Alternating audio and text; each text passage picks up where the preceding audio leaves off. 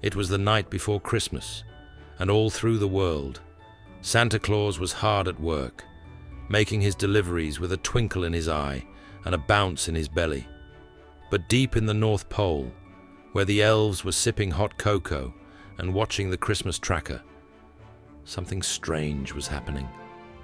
One elf named Pip nudged his friend Jingle. Does Santa look a little stretched to you?" Jingle peered at the screen. There, in a rooftop security camera of one particularly science-loving household, Santa Claus was mid-chimney descent, but he wasn't just sliding down.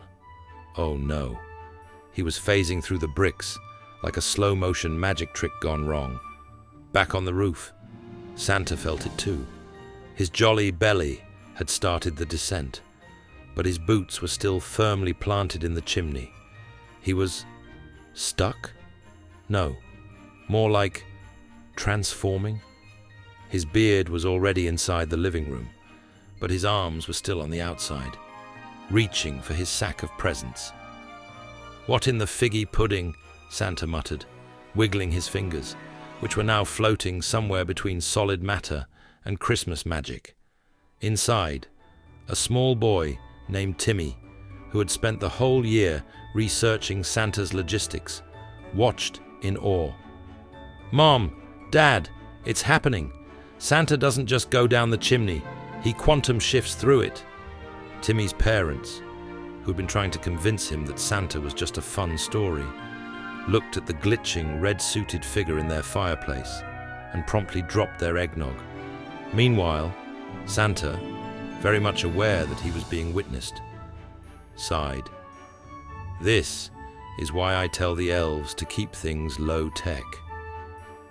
The magic of Christmas was complicated business, and even Santa didn't always understand it. Some chimneys worked the old-fashioned way.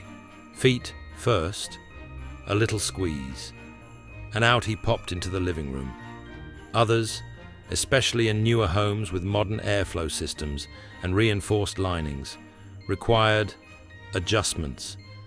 That's where the phase shifting came in, a little-known Santa ability that, until now, had never been caught on film. But tonight, Santa was being streamed live to the North Pole, and the elves were taking notes. "Oh, he's definitely shifting between dimensions," said Jingle, scribbling furiously. "This explains how he carries a bag with infinite gifts without breaking his back." Pip nodded. "And why he never gets soot on his suit.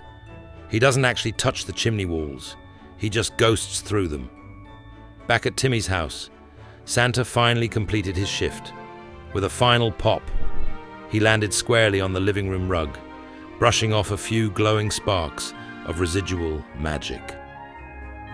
Timmy gasped. "Santa, that was amazing. You just confirmed every hypothesis I had about interdimensional travel."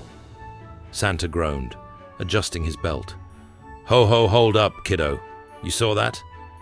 Timmy nodded so fast his glasses almost flew off. Santa sighed, rubbing his temples. "Great. First, it was NORAD tracking me. Then, kids leaving motion-activated cameras by the fireplace. And now, chimney live streams." He shook his head. "It's like you want me to get caught." Timmy shrugged. "I mean, you're kind of a legend." Santa sighed again. He pulled a small candy cane from his pocket, waved it over Timmy's forehead, and poof, instant Christmas amnesia. Timmy blinked. "Wait, what were we talking about?" Santa winked. "Nothing, kid. Just remember to leave out the cookies next year. Chocolate chip, preferably."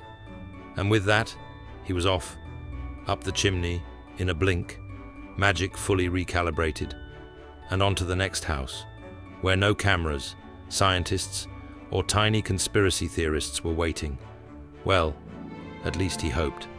The elves back at the North Pole, they were still taking notes.